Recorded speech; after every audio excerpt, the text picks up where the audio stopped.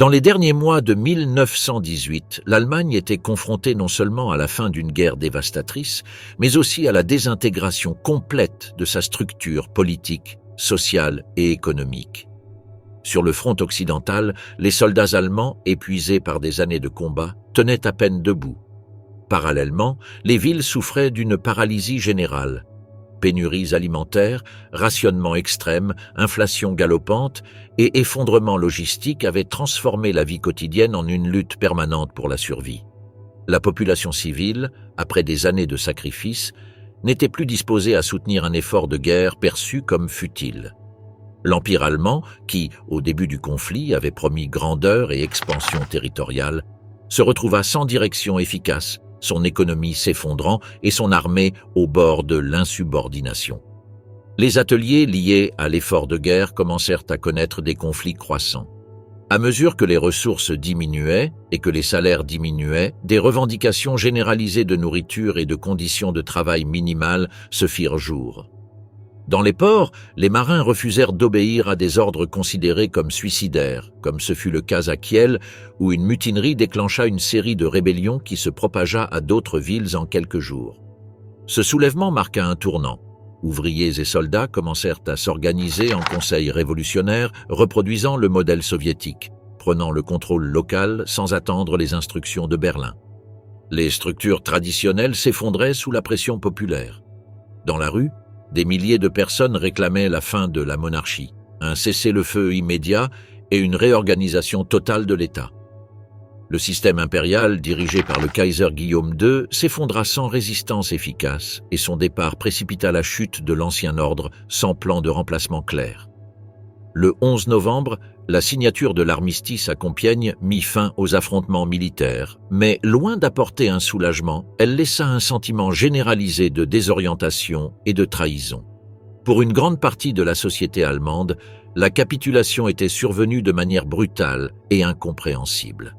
Aucune troupe étrangère n'occupait les villes allemandes, aucun territoire n'avait été visiblement perdu, et pourtant la défaite était acceptée. Cette perception alimenta un récit de tromperie interne qui commença à gagner du terrain dans les milieux militaires, les milieux conservateurs et les publications nationalistes. On parlait de plus en plus d'un coup de poignard dans le dos, une idée qui aurait des conséquences politiques durables.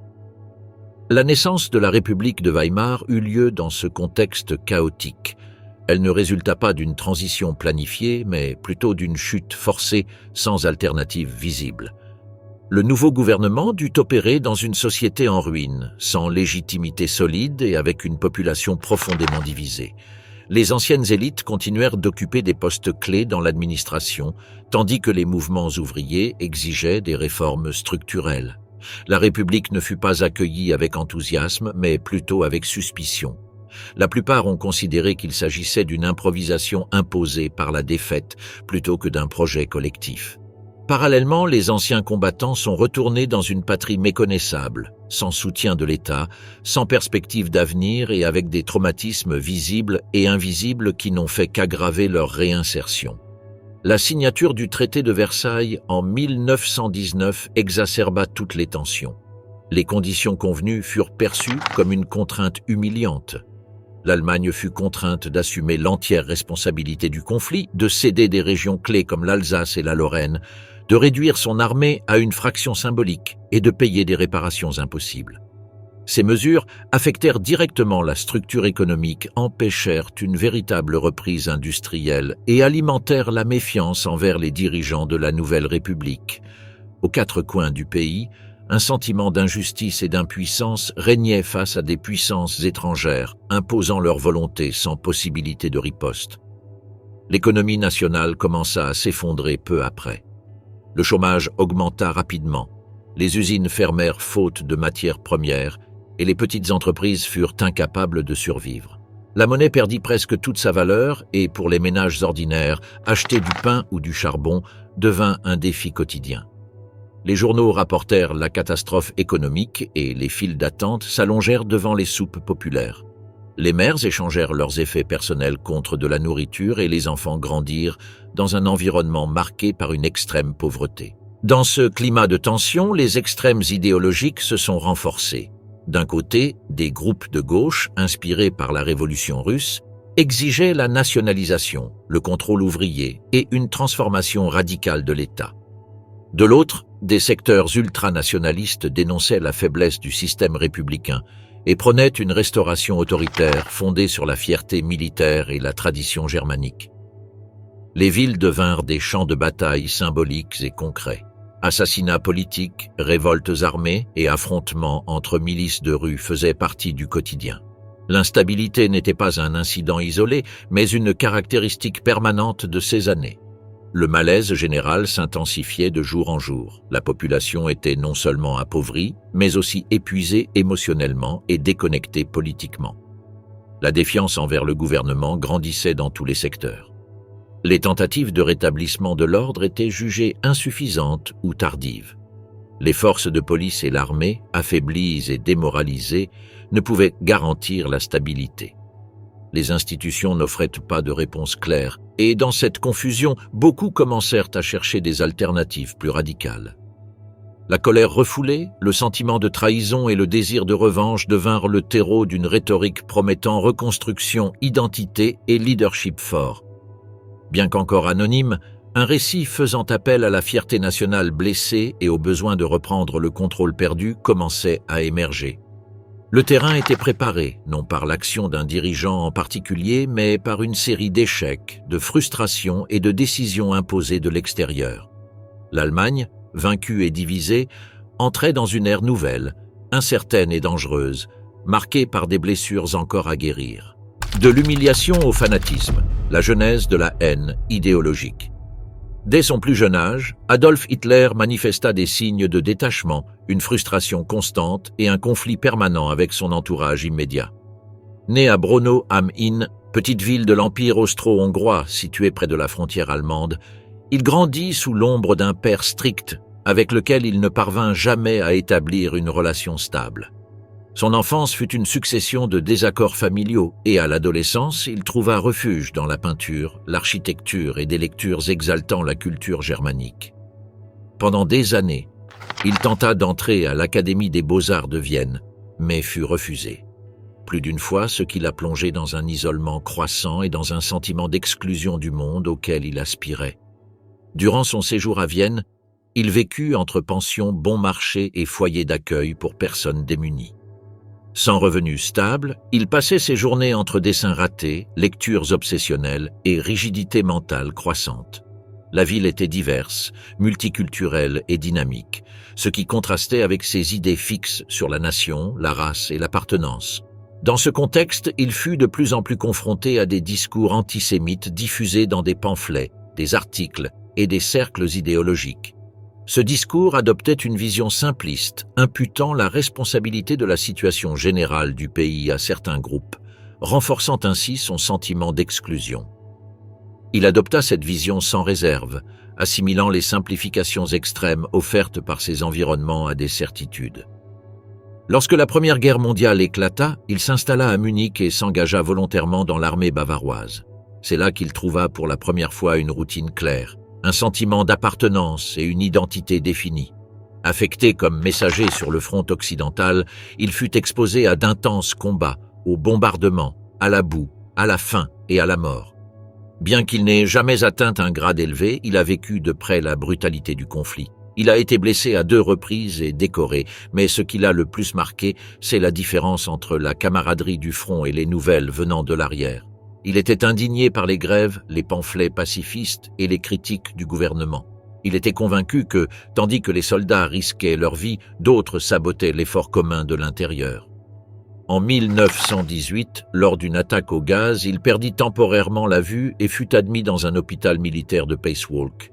C'est là qu'il apprit la fin de la guerre et l'effondrement du front. La nouvelle le paralysa, incapable d'assimiler ce qui se passait. Lorsqu'il recouvra la vue, il retourna dans un Munich plongé dans le chaos, marqué par des affrontements entre groupes révolutionnaires et des structures étatiques affaiblies. Sans emploi ni orientation précise, il fut logé dans une caserne et affecté à des tâches mineures par l'armée, qui cherchait à empêcher les vétérans de rejoindre les révoltes. C'est dans cet environnement désorienté qu'il commença à assister aux réunions politiques. Au début, il observait sans intervenir, mais il adopta bientôt un style direct, des phrases simples et des messages empreints de colère. Bien qu'il manquât encore de programme politique défini ou d'objectifs politiques précis, il se distinguait déjà par sa capacité à capter la colère de ses auditeurs. Frustrations accumulées, ressentiments d'après-guerre et vision acerbe du conflit fusionnèrent dans un discours qui faisait appel aux besoins d'ordre, d'autorité et d'appartenance. Parallèlement, il approfondit son exposition aux publications radicales. Il lisait des journaux comme le Münchener Beobachter et des pamphlets nationalistes qui reprenaient les idées qu'il avait déjà intériorisées. La défaite n'avait pas été militaire, mais interne. La nation était en danger et certains groupes agissaient comme des ennemis infiltrés. Durant ces années, sa pensée se figea. Pour lui, les partis de gauche ne représentaient pas des revendications sociales, mais plutôt la manifestation locale d'un complot international. Il ne faisait pas de distinction entre socialistes, communistes ou libéraux. Tous étaient considérés comme des agents de la décadence. Il adopta une lecture raciale de l'histoire, influencée par des auteurs qui prônaient l'existence de hiérarchies biologiques entre les peuples. À cette échelle, les peuples germaniques devaient occuper le plus haut niveau. Il croyait que le métissage affaiblissait les nations et que la pureté ethnique garantissait stabilité et avenir. Cette idée, diffusée pendant des années par des publications racistes, s'est ancrée durablement dans sa pensée. Il ne suffisait plus de restreindre le rôle de certains secteurs sociaux ou culturels. Sa vision exigeait une homogénéité absolue, sans compromis, où il n'y aurait aucune place pour des identités distinctes au sein du projet national qu'il envisageait. Fondation et essor du mouvement national-socialiste. À la fin de la guerre, l'Allemagne était non seulement ruinée économiquement et militairement, mais aussi politiquement perdue. Dans ce contexte confus, de nombreux petits groupes, composés d'anciens combattants, de nationalistes et de mécontents de la défaite, émergèrent et commencèrent à se multiplier dans différentes villes. Munich, en particulier, devint un centre de réunion, de pamphlets enflammés et de discours spontanés. C'est dans ce contexte qu'émergea un groupe presque sans importance, le Parti des travailleurs allemands, un groupe sans ambition claire ni structure visible, qui allait bientôt subir une profonde transformation. Ce parti fut fondé par Anton Drexler, un serrurier aux idées opposées au communisme, au libéralisme bourgeois et à un fort penchant nationaliste. Au début, il se réunissait dans des brasseries de quartier avec à peine une douzaine de personnes. Il n'avait ni programme politique ni orientation stratégique définie. Il fonctionnait davantage comme un espace de défoulement que comme une véritable organisation. Malgré cela, certains commencèrent à chercher des membres capables d'apporter plus que de la frustration. Lors d'une de ces réunions, fin 1919, un jeune ancien soldat doté d'un talent d'orateur exceptionnel assista. Ce jour-là, Adolf Hitler fit son apparition. Dès sa première intervention, son style exalté et son discours agressif laissèrent des traces. Il n'avait aucune formation politique, mais il savait quand élever la voix et comment créer un lien avec la colère de l'auditoire. Drexler comprit rapidement que ce jeune homme pouvait servir de vecteur d'expansion et lui proposa de s'y inscrire officiellement. Bien que tout fût encore rudimentaire, Hitler commença à y façonner ses idées et surtout à les transmettre. Au fil des mois, le parti a commencé à gagner en visibilité. De nouveaux contributeurs sont arrivés, des tracts mieux présentés ont été imprimés et les réunions ont commencé à attirer davantage de participants. Une étape importante a été le changement de nom. Le parti est devenu le Parti national-socialiste des travailleurs allemands. Il ne s'agissait pas d'un simple stratagème marketing. Il cherchait à attirer les secteurs nationalistes ainsi que les travailleurs mécontents. Bien qu'il n'ait pas de proposition économique précise, ce nom lui a permis d'élargir son influence. Hitler, qui avait débuté comme simple orateur, prit progressivement de l'influence dans les décisions. Ses relations avec Drexler se détériorèrent lorsque leurs visions de l'avenir du parti s'opposèrent. Drexler souhaitait maintenir une certaine retenue, tandis qu'Hitler optait pour une stratégie plus directe et visible. La rupture était inévitable et Drexler finit par partir. Hitler gagna ainsi en influence. Avec son nouveau nom et le départ de certains membres fondateurs, le parti commença à prendre une nouvelle forme. Malgré ses contraintes matérielles, il lança ses premières campagnes publiques avec des moyens précaires. Affiches artisanales, drapeaux improvisés et discours mêlant nationalisme, promesses d'ordre et attaques contre les ennemis internes. Les réunions, autrefois vides, attiraient des dizaines de personnes en quête de solutions rapides au chaos économique. À ce stade, le groupe n'avait toujours pas de base. Structure organisée. Il n'avait ni plan électoral ni mécanismes administratifs. Il fonctionnait comme un mouvement d'agitation. Mais cette flexibilité leur permettait aussi de répéter des messages, de tester des symboles et de construire une image en rupture avec la norme. Ils utilisaient un langage direct, des couleurs vives, et se définissaient comme les seuls à s'exprimer quand les autres restaient silencieux. L'une des innovations qu'ils commencèrent à mettre en œuvre fut la mise en scène de leurs événements. Bien qu'ils ne suivirent pas de style fixe, ils commencèrent à organiser le positionnement des participants, la position de l'orateur et les éléments visuels qui l'accompagnaient. Tout était intuitif, mais ils cherchaient déjà à générer un impact émotionnel. Ils ne cherchèrent pas simplement à convaincre par des idées, mais à provoquer une réaction collective. Parallèlement, la stature d'Hitler grandissait. De simples participants au discours, il intervenait désormais dans les décisions, négociait des alliances et façonnait l'image publique du groupe. Sa présence devint un pôle d'attraction. Beaucoup venaient davantage pour lui que pour le contenu des événements. Cette centralité ne résultait pas d'une position officielle, mais de la réaction du public et de sa propre volonté de diriger. Entre 1920 et 1921, ils organisèrent des événements plus ambitieux. Ils louèrent des salles, distribuèrent des tracts dans d'autres quartiers de Munich et créèrent leurs propres publications. Bien que leur portée nationale fût limitée, ils s'affirmèrent comme un acteur visible dans la ville. Le message continua de tourner autour du ressentiment d'après-guerre, de la demande d'autorité et de la nécessité de désigner les coupables sans nuance. Au fil du temps, des personnes aux profils divers les rejoignirent.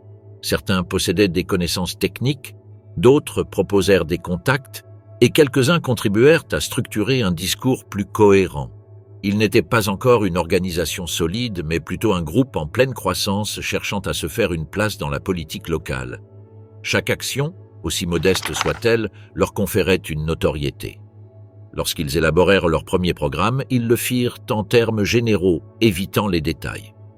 L'objectif n'était pas de présenter un plan détaillé, mais de lancer des slogans qui attiraient le mécontentement. Le texte comportait des critiques du traité de paix, des revendications territoriales, des revendications sociales vagues et un ton agressif. Il s'agissait davantage d'un manifeste d'impact que d'un projet sérieux.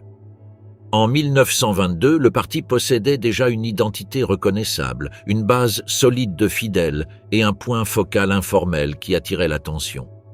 Bien que sa portée fût encore limitée et sa structure incomplète, il n'était plus une exception. Le mouvement se consolidait et devenait une présence de plus en plus visible sur la scène locale. Fusillade de Munich, procès dans toute l'Allemagne. La référence la plus proche pour certains dirigeants du Parti national-socialiste était la récente tentative de coup d'État menée par Benito Mussolini en Italie. La marche sur Rome avait porté au pouvoir un mouvement marginal en quelques jours seulement, et l'idée de reproduire ce modèle commença à circuler dans les cercles les plus actifs du parti. Adolf Hitler et ses collaborateurs pensaient qu'une action décisive depuis la Bavière, où le gouvernement régional conservateur était en tension avec Berlin, pourrait constituer le premier pas vers un changement national. S'ils obtenaient un soutien militaire et une visibilité suffisante, ils pensaient qu'un soulèvement local pourrait déclencher une réaction en chaîne. Pendant des semaines, des pourparlers secrets eurent lieu entre les dirigeants du parti et certains secteurs de l'armée bavaroise. Des tentatives furent faites pour recruter des personnalités influentes et des plans furent élaborés pour s'emparer de bâtiments clés, neutraliser les opposants et proclamer un nouveau gouvernement depuis Munich. Cependant, nombre de ces réunions furent improvisées et reposaient davantage sur l'enthousiasme que sur une stratégie concrète. Les divergences internes entre les conspirateurs et le manque de véritable coordination rendirent le plan instable dès le départ. Le 8 novembre 1923, la décision fut prise d'agir. Ce jour-là, une grande réunion politique se tenait dans une brasserie munichoise, le Bürgerbräu Keller, en présence de hauts fonctionnaires bavarois. Hitler et un groupe d'hommes armés prirent d'assaut les lieux, interrompirent la réunion et déclarèrent la dissolution du gouvernement local. Armés à la main, ils tentèrent de forcer les dirigeants présents à se joindre à leur cause. Bien qu'ils aient d'abord bénéficié d'un moment de confusion favorable, il apparut rapidement qu'ils ne bénéficiaient pas du soutien militaire espéré.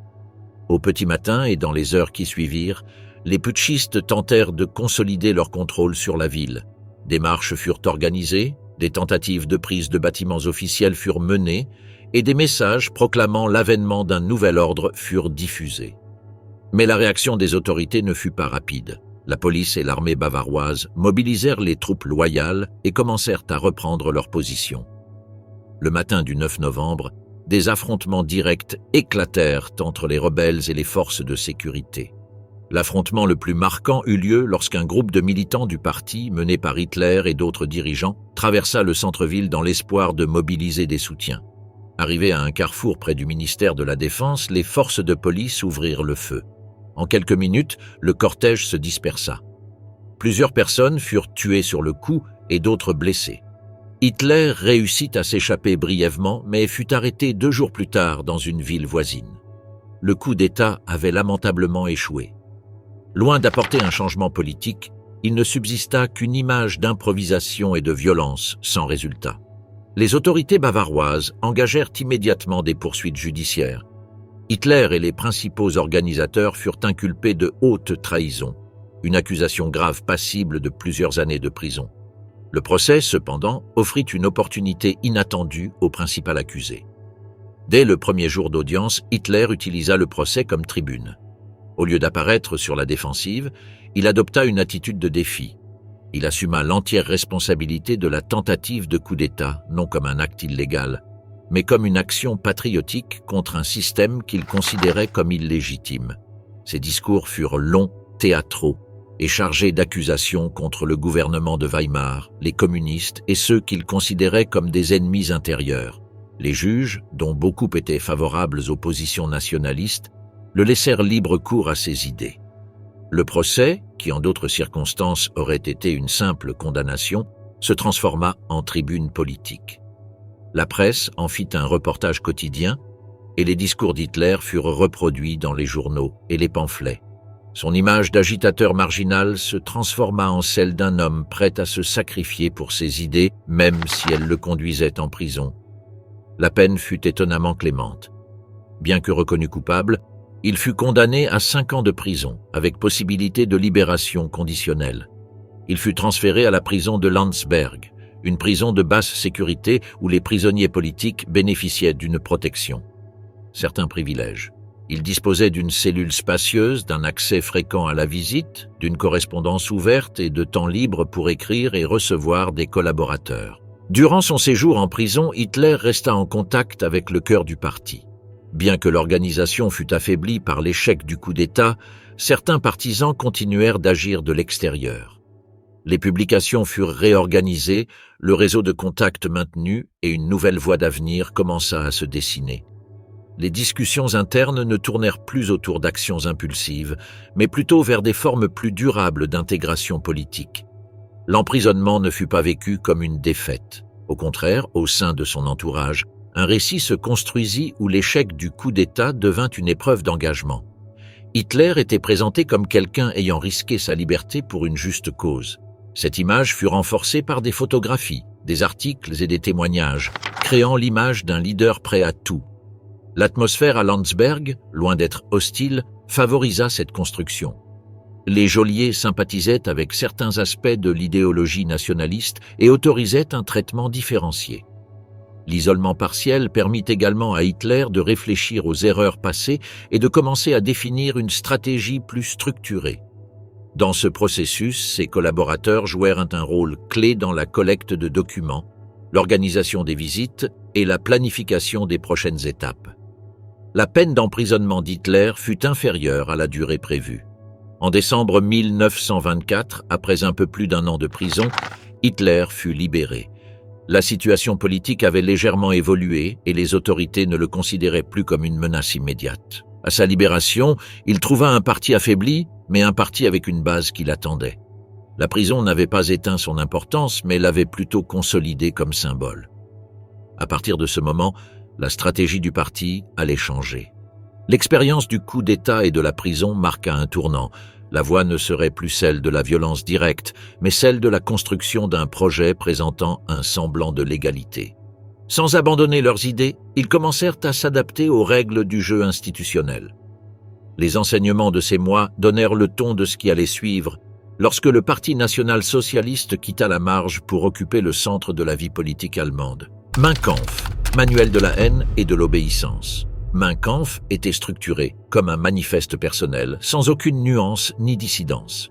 Dès les premières pages, Hitler établissait une distinction entre ceux qu'il considérait comme de véritables Allemands et ceux qui représentaient un danger pour la nation. Il plaçait les Juifs au cœur de cette menace, non pas en tant que communauté religieuse ou culturelle, mais comme un élément nocif infiltrant différents secteurs de la vie allemande.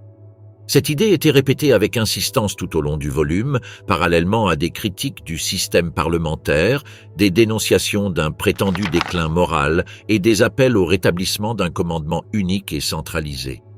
Dans les premiers chapitres, l'auteur évoque sa période de guerre comme un processus qui, selon lui, a renforcé son identification à la nation. De cette expérience, il développe une vision où certains secteurs sociaux et politiques sont présentés comme des menaces persistantes pour l'ordre collectif. Dans son récit, il devient essentiel d'établir une distinction nette entre ceux qu'il considère compatibles avec son projet national et ceux qu'il considère compatibles avec la nation, qui, selon lui, entravait sa réalisation. Cette division justifiait son appel à une reconfiguration totale de la société. Le parlementarisme fut également l'objet d'un rejet catégorique. Il le décrivit comme un système inefficace, miné par des intérêts particuliers et éloigné du bien commun. Les partis étaient dépeints comme des structures creuses, dénuées de conviction, où régnaient des négociations stériles. À sa place, il proposa un modèle de leadership unipersonnel, où un leader assumait l'entière volonté nationale et décidait sans délai ni interférence. La conception de l'État s'articulait autour de la subordination totale de l'individu. Dans cette logique, l'objectif du citoyen n'était pas de s'épanouir librement, mais plutôt de jouer un rôle au sein d'un groupe. L'intérêt collectif était placé au-dessus de toute aspiration personnelle. Il n'y avait pas de place pour la dissidence, et l'autorité devait agir sans hésitation. Le marxisme était une autre cible centrale. Il le décrivait non pas comme une théorie fondée, mais comme un outil de destruction promu par des forces occultes. Il répétait à plusieurs reprises son intention de désintégrer l'essence allemande et la liait aux adversaires qui apparaissaient tout au long de l'ouvrage. Au lieu de données concrètes, il proposait une série d'associations récurrentes entre communisme, décadence et complots internationaux. Il proposait également une lecture personnelle de l'histoire allemande, où les événements étaient interprétés comme faisant partie d'une lutte constante pour la survie nationale. Les défaites étaient expliquées non par leurs propres erreurs, mais par les actions d'ennemis intérieurs. Cette version du passé justifiait la nécessité d'une purification interne. La violence n'était pas rejetée, mais plutôt validée comme un moyen légitime. Hitler prônait la suppression des obstacles par la force. Cette suppression pouvait être dirigée contre des personnes, des idées ou des institutions, toujours sous le prétexte d'une menace censée tout justifier. L'obéissance absolue et la volonté de recourir à des méthodes extrêmes étaient présentées comme des vertus. Le rôle du leader était qualifié d'indispensable. Il n'était pas présenté comme un père parmi d'autres, mais comme une figure de proue dotée d'une vision claire et d'une détermination à agir. Il représentait l'orientation du pays et son adhésion à celle-ci était indiscutable. La dissidence n'était pas considérée comme une option valable. Dans une autre partie, le livre explorait l'idée d'un ennemi invisible et omniprésent, représenté principalement par le juif. Il ne s'agissait pas d'une menace spécifique, mais d'une influence diffuse qui s'insinuait partout. Cette approche servait à justifier une surveillance constante et des mesures préventives contre tout individu. Un climat de suspicion constante était entretenu comme une forme de défense nationale. Une partie importante du livre abordait la politique d'un point de vue biologique. Hitler manipulait les concepts darwiniens pour affirmer que seules les sociétés fortes méritaient de survivre. Ceux considérés comme faibles devaient disparaître, et la souffrance d'autrui n'était pas perçue comme un problème éthique, mais comme une conséquence naturelle. Faire preuve de compassion était considéré comme une faiblesse, tandis que la lutte constante était promue comme la norme. Le contenu s'appuyait systématiquement sur un langage simple et direct, ne laissant aucune place à l'interprétation. Plutôt que de susciter l'analyse, il cherchait à établir ses idées par la répétition, cherchant à les imprimer au lecteur sans recourir à l'argumentation. Formellement, le style était désordonné et irrégulièrement structuré. Cependant, le langage était accessible et direct. Il s'adressait à un large public en quête de certitude et non de complexité. Ce choix répondait à l'intention d'attirer les secteurs sociaux désorientés ou marginalisés par la crise. Divers passages du texte décrivaient le fonctionnement attendu des institutions selon cette vision. L'éducation devait se concentrer sur le développement d'une résistance physique et d'une pensée soumise. Les expressions artistiques n'étaient acceptées que si elles contribuaient aux objectifs de l'État.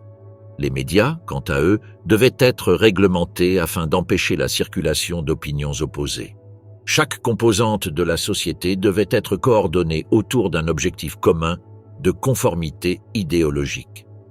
Enfin, le leader nazi soutenait que toute transformation structurelle devait commencer par un principe unique, l'élimination du métissage racial. Cette idée n'était pas une simple proposition, mais le fondement de tout le reste. Si la pureté biologique n'était pas garantie, aucune autre action ne serait efficace. À partir de là, le reste du programme acquit une cohérence interne. Ainsi, le livre se présentait comme un plan fermé d'organisation sociale et de domination politique. Chaque section, de l'éducation de la jeunesse à l'usage de la force, s'inscrivait dans une logique idéologique sans équivoque. Il ne s'agissait pas d'une proposition discutable, mais d'un ensemble de déclarations exigeant une soumission totale. Une hiérarchie stricte, une obéissance aveugle et une exclusion systématique constituaient les piliers de cette construction totalitaire. Du parti marginal à la vague nationale. À la fin des années 1920, l'économie allemande subit un grave revers qui bouleversa profondément le paysage politique. L'effondrement financier des États-Unis impacta rapidement les autres marchés mondiaux et l'Allemagne, fortement dépendante des prêts américains, fut parmi les plus durement touchées. Face à l'interruption des flux de capitaux, de nombreuses entreprises allemandes furent contraintes de fermer leurs portes ou de réduire leurs effectifs, ce qui entraîna une hausse massive du chômage.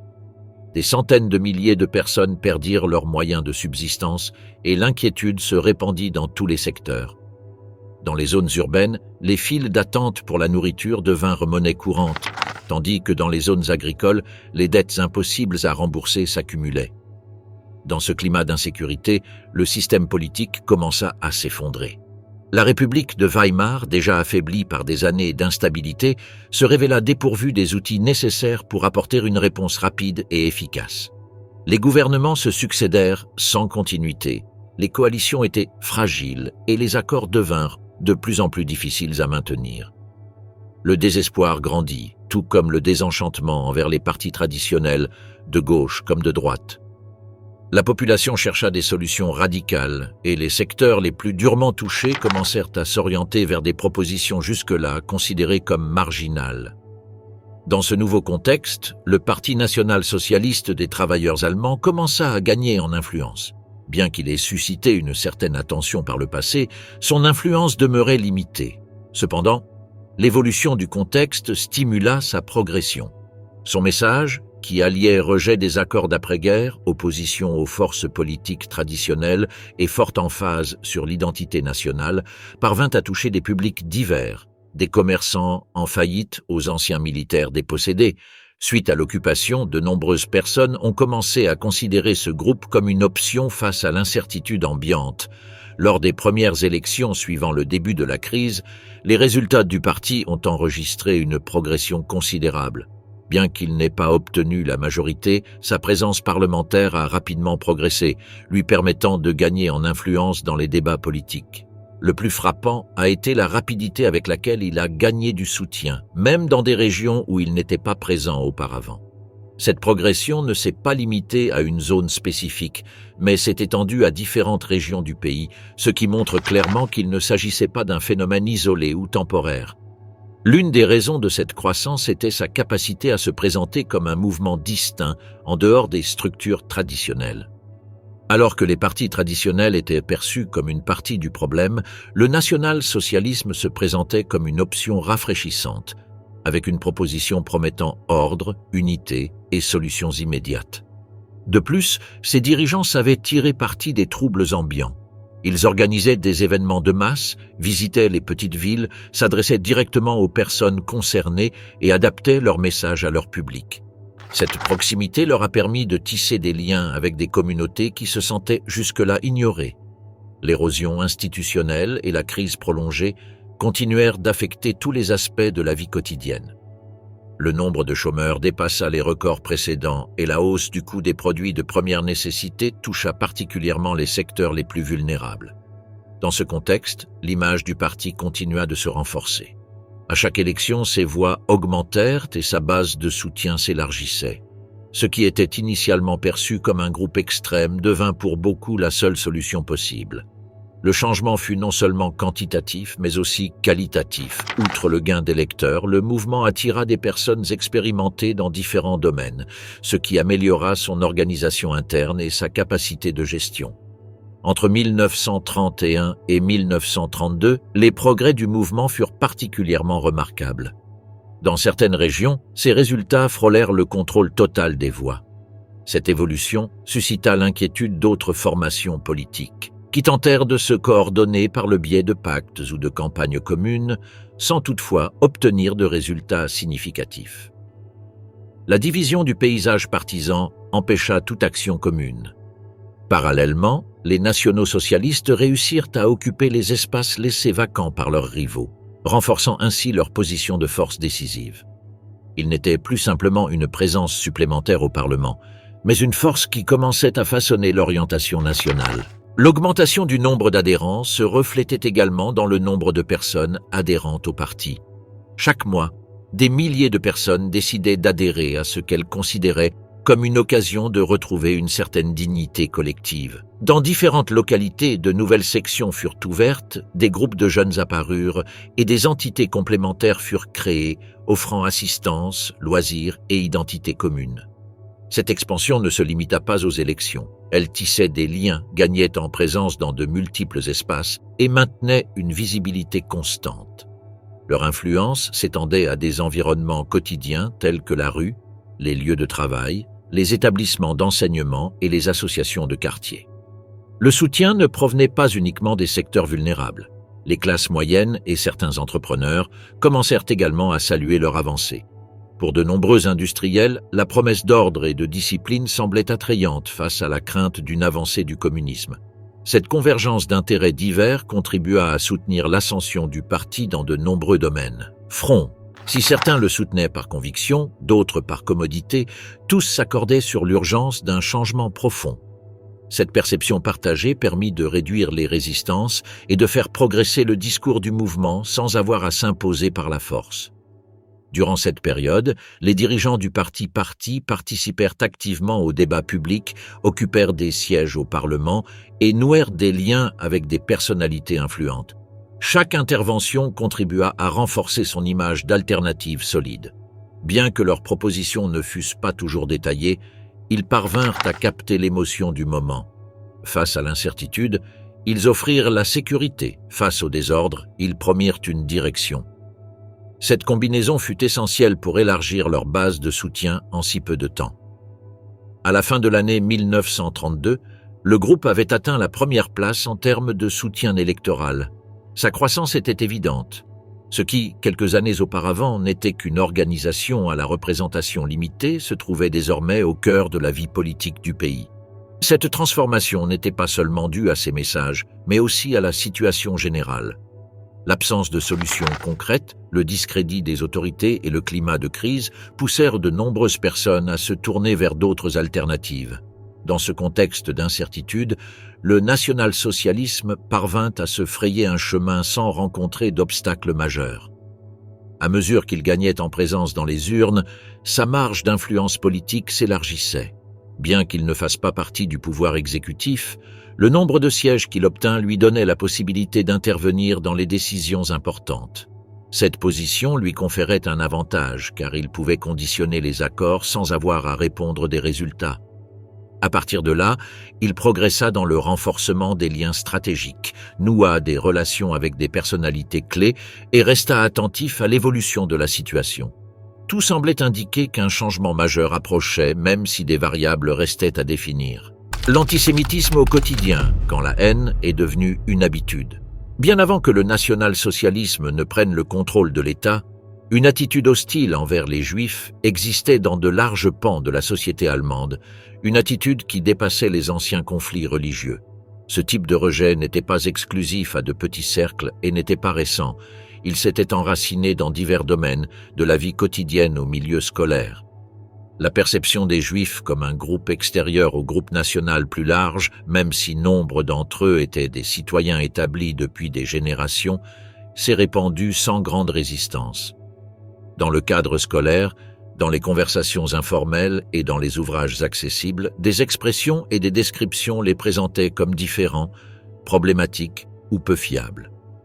Ce type de rejet ne s'exprimait généralement pas par une agressivité ouverte, mais il était constant. Il prenait souvent la forme de plaisanteries, de commentaires ambigus ou de mécanismes d'exclusion à peine perceptibles. Sur le lieu de travail, il était courant que l'aptitude d'un Juif à occuper des postes importants soit remise en question, même lorsqu'il remplissait tous les critères. Les médias locaux proliféraient d'articles faisant allusion à des influences néfastes, sans nommer explicitement qui que ce soit. Au théâtre ou dans les best-sellers, le personnage au trait juif représentait souvent des attitudes égoïstes ou déloyales. Cette image récurrente finissait par s'ancrer dans la perception générale sans nécessité de directives spécifiques. Au début du XXe siècle, des publications et des pamphlets remettant en cause la présence des Juifs dans les affaires publiques circulaient déjà. Ces textes étaient librement accessibles et lus par différents secteurs de la population. Certains affirmaient que les Juifs avaient accumulé un pouvoir financier excessif, tandis que d'autres les accusaient de promouvoir des courants étranges, comme le pacifisme ou la pensée internationaliste. Bien que ces accusations se contredisaient, elles s'accordaient toutes à les présenter comme étrangers au bien commun. Ce discours prenait de l'ampleur, notamment en période de crise économique ou d'instabilité politique, où les explications simples étaient plus attrayantes que les interprétations approfondies. Dans le cadre scolaire, de nombreux enseignants partageaient librement ces idées. En l'absence de réglementation stricte sur le contenu, certains enseignants introduisaient donc leurs propres opinions en classe. Dans des matières comme l'histoire ou la littérature, il était courant de souligner les aspects négatifs des personnalités juives. Même dans les matières techniques, des commentaires renforcèrent parfois les stéréotypes. Cela créait un environnement où les enfants grandissaient en entendant des déclarations négatives qui faisaient désormais partie de leur quotidien. Dans la vie religieuse, les discours d'exclusion persistaient également. Bien que de nombreuses églises protestantes aient abandonné les anciennes accusations théologiques, certaines maintenaient l'idée que les Juifs refusaient de reconnaître la vérité et demeuraient donc une communauté fermée. Ce discours n'appelait pas ouvertement à la discrimination, mais il renforçait l'idée que les Juifs ne pourraient jamais pleinement s'intégrer à l'ensemble national.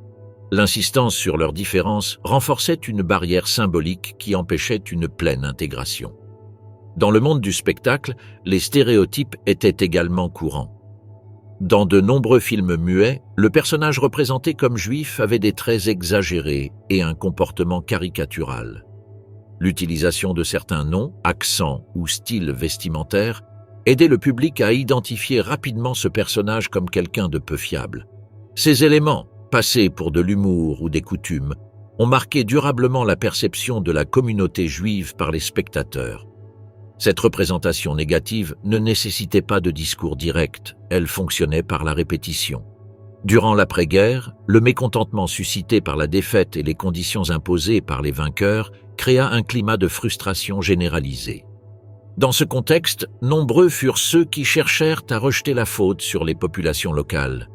L'idée que certains groupes avaient agi contre l'intérêt national devint populaire, et parmi eux, les Juifs étaient fréquemment pointés du doigt. Bien qu'aucune preuve ne fût apportée à ces affirmations, le ressentiment s'installa progressivement. Une explication simplifiée de l'effondrement militaire commença à circuler, se concentrant sur des accusations contre des acteurs internes qui auraient affaibli le pays de l'intérieur. Cette vision se répandit par le biais de conversations familiales, de lettres privées et de publications à bas prix. Cette attitude se manifesta également par une marginalisation officieuse dans divers contextes. Dans les clubs sportifs, les organisations artistiques ou les rassemblements communautaires, les Juifs étaient fréquemment empêchés de s'intégrer sans règles explicites. Parfois, cela suffisait à créer un climat de malaise ou à exclure certaines personnes. Cette forme de distanciation n'était pas toujours délibérée, mais elle permit de mettre en évidence les différences. Dans plusieurs cas, les personnes concernées décidèrent elles-mêmes de prendre leur distance, pour éviter les tensions, ce qui a encore renforcé l'impression qu'ils n'appartenaient pas au reste. Cette attitude se reflétait également dans la littérature de l'époque. Certains auteurs populaires écrivaient des histoires où les personnages juifs incarnaient la cupidité ou la corruption. Si d'autres tentaient de présenter une image plus équilibrée, ces livres manquaient souvent de portée. Les œuvres conformes aux préjugés existants se vendaient mieux et circulaient plus facilement. Cette sélection du marché contribuait également à renforcer certaines idées. Le contenu disponible influençait la vision du monde sans qu'il soit nécessaire d'imposer une ligne officielle. L'analyse des journaux intimes et de la correspondance privée de l'époque révèle que de nombreuses personnes entretenaient déjà une image négative des Juifs, avant même tout endoctrinement formel. Cette opinion ne découlait pas toujours d'une expérience directe, mais plutôt de ce qu'on entendait dans leur entourage. La répétition de certaines phrases, la circulation des ragots et la validation sociale du mépris créaient un contexte propice à l'acceptation de ces préjugés comme des faits. Cette prédisposition facilitait l'acceptation de propositions extrêmes dans de nombreux secteurs. Le mépris ne se limitait pas à certains groupes sociaux. Bien que plus répandu dans certaines classes ou régions, il s'étendait à tous. Des commerçants aux ouvriers, des étudiants aux retraités, les attitudes de méfiance étaient représentées à différents niveaux. Cette généralisation ne signifiait pas que tous partageaient le même degré d'hostilité, mais elle impliquait l'existence d'un socle commun sur lequel des discours plus agressifs pouvaient s'appuyer. Le terrain était déjà préparé avant l'émergence de structures organisées pour l'exploiter systématiquement. On trouve également des exemples de discrimination dans les documents officiels antérieurs à 1933. Certaines administrations évitaient d'embaucher des personnes juives, prétextant que cela pouvait générer des tensions. D'autres appliquaient des critères différents pour évaluer les candidats en fonction de leurs origines. Bien que ces pratiques ne fussent pas réglementées par la loi, elles étaient connues et acceptées par beaucoup. Cette exclusion institutionnelle, bien que partielle, contribuait à légitimer le rejet et à le présenter comme normal. L'absence de réaction forte à ces événements montre à quel point le mépris était devenu une coutume partagée. Parallèlement, dans le discours public, des personnalités influentes pouvaient exprimer ouvertement des idées discriminatoires sans être condamnées socialement. Certains écrivains, professeurs ou dirigeants communautaires partageaient des textes évoquant la pureté culturelle ou la tradition nationale, comme s'il s'agissait de concepts neutres, mais excluaient en pratique ceux qui ne correspondaient pas à certains critères. Cette façon de parler consolidait un langage qui autorisait la discrimination sans insulte. En répétant ces concepts dans différents espaces, une vision du pays se construisait, dans laquelle certaines personnes n'avaient tout simplement pas leur place. Le rejet ne provenait pas d'une source unique ni d'une initiative centralisée. Il se formait de multiples petits gestes, expressions habituelles, décisions implicites et omissions répétées qui, combinés, façonnaient un environnement empreint de mépris. Cette attitude ne nécessitait pas d'organisation visible. Elle était entretenue par sa répétition constante, son silence complice et son absence de remise en question. Par conséquent, lorsque des idées ont émergé qui ont transformé ce mépris en propositions concrètes, elles ont trouvé une base déjà façonnée par des années de rejet social normalisé. Chorégraphie de la peur, comment le parti a hypnotisé le peuple allemand. Dès ses débuts, le national-socialisme adopta une forme d'expression transcendant l'usage des mots. La structure du parti commença à mettre l'accent sur l'importance des éléments visuels, des tons distinctifs, des emblèmes et des modes d'affichage public. Chaque apparition, chaque réunion et chaque présentation devait véhiculer une impression de discipline, de cohésion de groupe et de force incontestable. L'esthétique joua un rôle essentiel. Les voyages organisés, les formations coordonnées et l'utilisation d'insignes ne se limitaient pas à de simples ornements, mais constituaient des ressources délibérément choisies pour susciter et consolider un sentiment d'appartenance commune. Lors de ces rassemblements de masse, l'organisation de l'environnement jouait un rôle fondamental. La disposition des sièges, l'emplacement de l'estrade principale, les effets de lumière et les sons utilisés étaient soigneusement pensés pour susciter une réaction émotionnelle. Les insignes n'avaient aucune fonction esthétique, mais agissèrent plutôt comme des éléments symboliques créant une sensation homogène. L'utilisation de l'éclairage artificiel, notamment lors des événements nocturnes, créait des atmosphères rappelant les cérémonies antiques. Tout était coordonné pour transformer un événement politique en une expérience collective empreinte de solennité. Une attention particulière était également portée au langage corporel. Position, gestes de salutation et mouvements suivaient une structure précise. Le geste du bras levé s'est institutionnalisé dans tous les contextes, des milieux éducatifs aux événements officiels, comme expression de soumission et d'adhésion au mouvement. Des vêtements uniformes étaient intégrés à cette mise en scène. Chaque élément de la tenue avait une fonction, et l'apparence de groupes habillés de manière identique renforçait l'image d'un ordre collectif rigoureux. Il ne s'agissait pas seulement de porter des vêtements communs, mais de projeter visuellement un sentiment de discipline structurée. À mesure que les événements publics se multipliaient, certains rituels s'installèrent. L'ouverture des événements suivait des séquences fixes. Une musique spécifique était jouée, des drapeaux hissés, des phrases préétablies prononcées. Chaque étape avait son temps, son lieu et sa fonction. Ce n'était pas un hasard.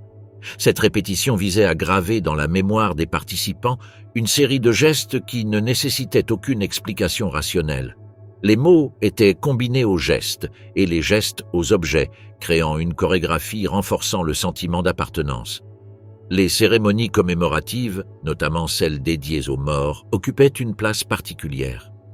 Lors de ces événements, la mise en scène était chargée d'une tonalité solennelle. Des torches étaient allumées, de longs silences étaient observés, des noms étaient récités. Cette théâtralité n'était pas improvisée. Elle visait à susciter l'émotion, à consolider un récit héroïque et à établir un lien entre le passé et le présent. L'utilisation du silence comme élément dramatique devint courante. Se taire était également un moyen de communication. Les congrès du parti devinrent une sorte de mise en scène nationale. Les villes qui les accueillaient étaient décorées de banderoles, de pancartes et de structures temporaires qui transformaient le paysage urbain. Les participants étaient guidés dans processions, marches et rassemblements, tous soigneusement chorégraphiés. La presse et les journaux télévisés ont enregistré chaque geste, chaque mot et chaque décor. Chaque détail était soigneusement étudié. La position des lumières, l'angle des caméras, la musique de fond, tout contribuait à créer une impression de grandeur. Les jeunes du parti étaient également formés à cette théâtralité. Dès leur plus jeune âge, les participants apprenaient à défiler, à chanter en groupe, à former des figures humaines et à exécuter des mouvements coordonnés. Cet entraînement ne transmettait pas seulement des idées, il façonnait aussi les comportements. Les activités de plein air, les célébrations de dates importantes et les camps regorgeaient d'éléments théâtraux. Un monde parallèle était créé où l'action collective remplaçait l'action individuelle. Architectes et ingénieurs ont activement participé à ce processus. Des cadres monumentaux ont été conçus pour créer un impact. Les espaces ouverts ont été privilégiés pour accueillir de grands rassemblements. Des tribunes imposantes ont été érigées, des colonnes ont été installées et des plateformes aux formes géométriques ont été utilisées. Tout contribuait à renforcer l'idée de pouvoir. L'architecture n'était pas seulement fonctionnelle, elle servait à raconter une histoire. Chaque bâtiment, chaque place, chaque avenue devait véhiculer un message visuel clair. L'utilisation du son était soigneusement planifiée. Des morceaux musicaux choisis évoquaient des émotions spécifiques. Certaines mélodies étaient associées à des moments précis des événements. Les chants officiels étaient mémorisés par tous et interprétés dans différents contextes. Cette intégration de la musique, du mouvement et des éléments visuels créait un sentiment d'unité totale. Le public n'adoptait pas une attitude passive. En chantant des hymnes, en suivant le rythme ou en effectuant des gestes synchronisés, il participait activement à la performance. L'éclairage était un élément central de nombreux événements. Les colonnes lumineuses projetées dans le ciel lors de certains événements nocturnes créaient une impression d'élévation. Ces faisceaux verticaux, répétés de manière synchrone, enveloppaient le public d'une atmosphère particulière, hors du quotidien. L'obscurité partielle, combinée à des points lumineux, dirigeait le regard vers des zones spécifiques. Cette manipulation de l'espace transformait chaque événement en une performance scénique. Les images jouaient un rôle prépondérant. Instantanés institutionnels, affiches et représentations visuelles ne se contentaient pas de représenter des personnages, mais créaient également un répertoire symbolique. Le choix des perspectives, des cadrages et des gestes était intentionnel. L'objectif était de communiquer fermeté, vitalité et domination. Ces visages étaient exposés dans les centres éducatifs, les bureaux administratifs et les espaces domestiques, créant une impression de surveillance constante. La répétition visuelle d'un même visage a fini par faire partie intégrante de l'environnement quotidien. Les dates inscrites au calendrier officiel étaient fixées avec une cohérence rappelant des rituels immuables.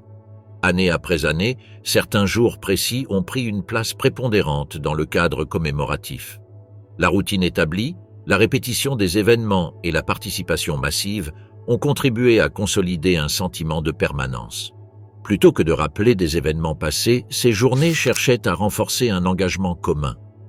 Bien que chaque célébration puisse différer sur certains aspects, elle conservait une structure fixe, alliant nouveauté et familiarité, garantissant une réponse émotionnelle efficace de la part des participants. L'espace urbain était également interpellé de manière planifiée. Les rues ont été renommées, les monuments ont été érigés et les places ont été réaménagées pour refléter les valeurs du mouvement.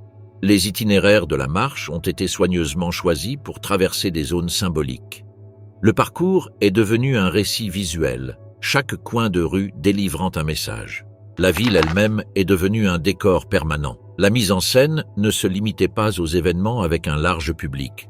Elle s'étendait également aux petits rassemblements, aux activités de quartier et aux réceptions officielles. Dans chacun de ces contextes, un schéma visuel précis était établi, la disposition des sièges, le timing précis des applaudissements et les éléments à échanger étaient définis. Tout était minutieusement planifié. Cette attention aux détails créait une impression de maîtrise absolue. Cette structure scénique servait de support pour communiquer l'autorité. Ce qui comptait n'était pas seulement ce qui était exprimé par les mots, mais aussi la manière dont il était présenté au public. Chaque mouvement, chaque symbole et chaque son était intégré à un récit qui projetait discipline, cohésion et continuité, comme s'il était inhérent. La performance ne servait pas de décor mais de contenu. Forme et message fusionnaient dans un seul but, persuadés par des stimuli partagés. La construction du pouvoir totalitaire, l'heure de la destruction. Lorsqu'Adolf Hitler prit ses fonctions de chancelier en janvier 1933, son parti ne contrôlait pas encore l'ensemble de l'appareil d'État. Le cabinet était majoritairement composé de personnalités conservatrices et le président Hindenburg conservait une autorité formelle sur les décisions clés. Cependant, en quelques semaines, des changements commencèrent à être mis en œuvre, abandonnant les structures antérieures. L'incendie du Reichstag en février a été attribué à une prétendue conspiration communiste, et cette version a permis au gouvernement d'imposer des restrictions immédiates. Des droits, tels que la liberté d'expression et de réunion, ainsi que la confidentialité des communications, ont été suspendus. La police s'est vue conférer de nouveaux pouvoirs pour agir sans contrôle judiciaire, notamment en procédant à des arrestations et en fermant des médias critiques. Ce qui était initialement présenté comme une mesure d'urgence est devenu un outil permanent pour éliminer toute opposition. En mars, de nouvelles élections furent organisées dans un climat d'intimidation et d'attaque contre les opposants politiques. Bien que le parti nazi ait augmenté son nombre de voix, il n'obtint toujours pas la majorité absolue. Malgré cela, ce résultat servit de base à l'adoption d'une loi qui modifia radicalement le fonctionnement du système, la loi des pleins pouvoirs. Grâce à son adoption, le gouvernement put promulguer des réglementations juridiquement contraignantes sans passer par le Parlement. Le vote eut lieu alors que de nombreux députés de l'opposition étaient absents en raison de menaces ou d'arrestations, ce qui facilita son adoption. Une fois ce cadre juridique consolidé, le démantèlement du pluralisme politique commença. Les autres partis furent dissous, les syndicats supprimés et leurs biens confisqués. Un front unique du travail fut établi sous le contrôle des États, et les États fédéraux perdirent leur autonomie, remplacés par des autorités nommées depuis Berlin. Une purge eut également lieu au sein du parti. En 1934, lors d'une opération coordonnée, les dirigeants de la SA furent arrêtés et exécutés.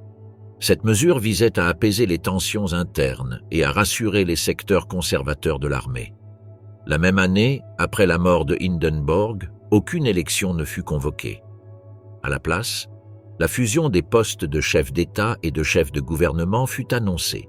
Hitler conserva le commandement du pays et des forces armées et un référendum fut organisé pour ratifier ce changement malgré des irrégularités évidentes. Dès lors, tous les fonctionnaires, y compris les juges et le personnel militaire, durent prêter serment d'allégeance directe au Führer. Avec la centralisation de tous les pouvoirs, les décisions ne passèrent plus par des organes communs. Des départements furent créés pour superviser l'éducation, les médias, le cinéma et d'autres aspects culturels. Les directives venaient directement du sommet et les échelons inférieurs les suivaient sans discussion. Tout désaccord pouvait être perçu comme une déloyauté envers le régime. À l'extérieur, la nouvelle orientation commença à se faire sentir en 1935 avec l'annonce du réarmement. Cette décision, contraire au traité de Versailles, fut accueillie par des célébrations publiques. L'année suivante, les troupes allemandes pénètrent en Rhénanie, une zone démilitarisée depuis la fin de la Première Guerre mondiale. Les puissances européennes ne réagissent pas, renforçant la perception qu'elles peuvent avancer sans conséquence. En 1938, l'Autriche fut annexée. L'événement fut présenté comme une réunification nationale avec défilés, drapeaux et discours. Peu après, les territoires tchécoslovaques, comprenant des populations germanophones, furent incorporés. On prétendit qu'il s'agissait d'une mesure visant à protéger cette communauté, et des images de l'IS furent diffusées sur toutes les chaînes officielles. En septembre 1939, les forces allemandes envahirent la Pologne après avoir signé un pacte avec l'Union soviétique établissant la division du pays. Le régime allemand présenta des incidents manipulés pour justifier l'offensive, bien que l'intention d'occuper le territoire fût déjà claire. La réaction de la France et du Royaume-Uni fut immédiate. Les deux nations déclarèrent la guerre, déclenchant un conflit de grande ampleur préparé depuis des années. À ce moment-là, tout le pouvoir accumulé depuis 1933 se révélait dans sa forme définitive. Les lois, l'administration, l'armée et les médias répondaient tous à un seul nom.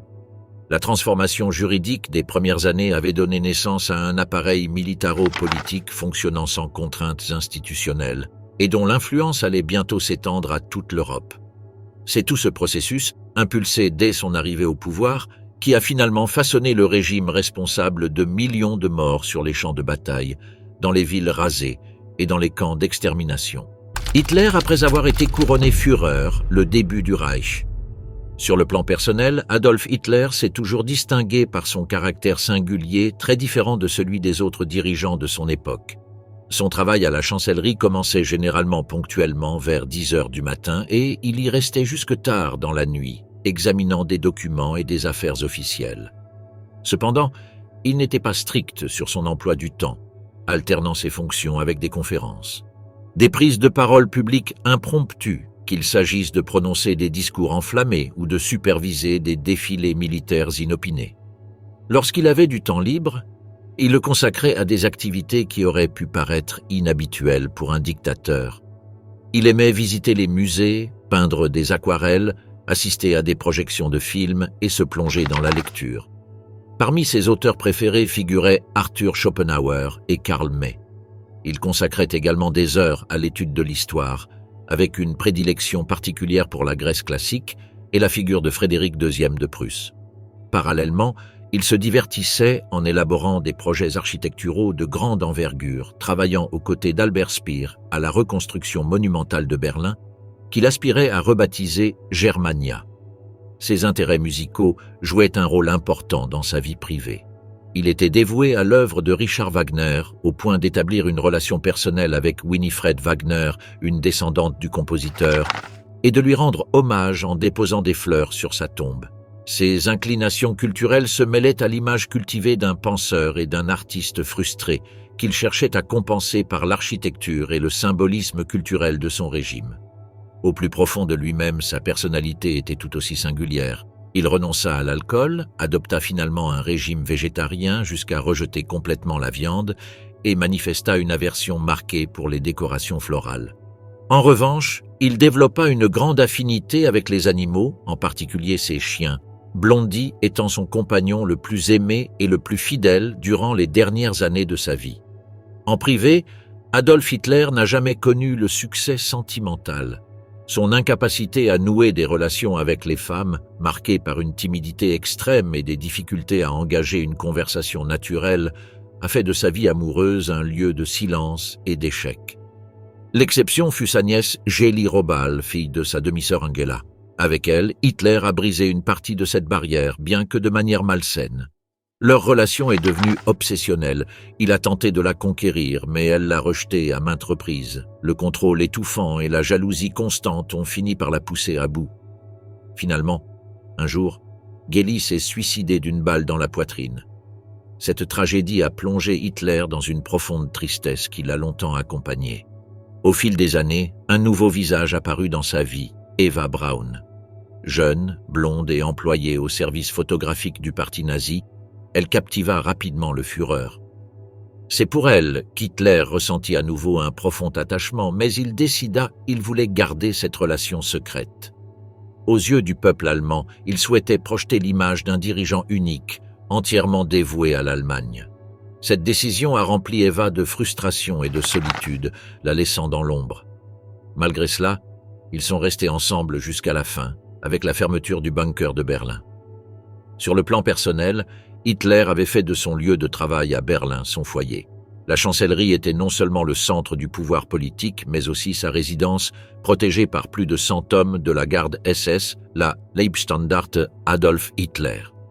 Cependant, son véritable refuge se trouvait dans les Alpes bavaroises, à Obersalzberg, dans la région de Berchtesgaden. Il y construisit une résidence qu'il baptisa le Nid d'Aigle en raison de sa situation privilégiée et élevée. Ce refuge alpin devint le cadre le plus intime de sa vie privée. C'est là qu'il partageait des moments en famille avec Eva Braun et savourait son intimité, loin des regards. Mais ce lieu devint aussi le centre de décision cruciale. Depuis le Nid d'Aigle, furent élaborés des plans qui allèrent façonner non seulement le destin du Troisième Reich, mais aussi le cours de l'histoire mondiale. L'administration du Troisième Reich par Adolf Hitler durant l'entre-deux-guerres fut présentée par ses partisans comme une réussite sans précédent pour une puissance du XXe siècle. Après avoir pris le contrôle d'un pays dévasté, avec une économie effondrée et des millions de chômeurs, le régime mit en œuvre un modèle alternatif à l'étalon or, connu sous le nom de Standard Travail, grâce auquel il favorisa vigoureusement la reprise intérieure. Grâce à un vaste programme de travaux publics et à une réorganisation productive, le chômage fut considérablement réduit, d'environ 8 millions de chômeurs à un peu plus de 3 millions en très peu de temps, atteignant enfin le plein emploi. Avec la disparition du chômage, le régime put annoncer des améliorations significatives pour les classes ouvrières et rurales. Un système d'aide sociale basé sur de petites allocations journalières fut mis en place, la couverture médicale fut étendue, la protection du travail renforcée et des aides spécifiques furent créées pour les familles avec enfants. De plus, des services tels que les cantines d'usines subventionnées, les crèches et les garderies furent promus. L'un des aspects les plus notables fut l'introduction de congés payés, avec des excursions et des voyages organisés vers des destinations comme l'Autriche, la Suisse, la Norvège et la Bavière, renforçant ainsi l'image de prospérité. Un autre symbole de ce projet était la production d'une voiture accessible au plus grand nombre, la célèbre Volkswagen, conçue comme la voiture du peuple. L'idée visait à renforcer le sentiment d'appartenance, le bien-être collectif et la démonstration que le progrès atteignait même les ménages les plus modestes. Ces éléments ont servi de preuve tangible de l'efficacité supposée du modèle national-socialiste par rapport au capitalisme occidental. Grâce à cet ensemble de mesures, l'Allemagne a retrouvé en quelques années un rôle central dans la politique et l'économie mondiale, s'affirmant à nouveau comme une puissance. Dans sa propagande officielle, le régime s'est même présenté comme le pionnier d'un État-providence surpassant celui des États-Unis, de la Grande-Bretagne et de la France. Ce discours a contribué à ce que Hitler soit exalté par ses partisans à cette époque comme le champion de l'économie, un titre qui a consolidé le récit triomphaliste du Troisième Reich à ses débuts. Au fil des ans, le Troisième Reich s'est transformé sous la direction d'Hitler, qui a impulsé des changements qui ont touché pratiquement tous les secteurs. La production industrielle s'est intensifiée, tandis que les récoltes agricoles ont atteint des niveaux records, tant en quantité qu'en qualité, surpassant largement celles de la plupart des pays européens. Cependant, l'un des projets les plus emblématiques du régime a été la création du premier grand réseau routier au monde, qui a permis d'accélérer le transport des personnes et des marchandises en un temps record. Ce projet s'est accompagné du renforcement de la compagnie aérienne Lufthansa et de la construction de digues gagnant des terres sur la mer, initiatives qui ont encore accru la richesse nationale.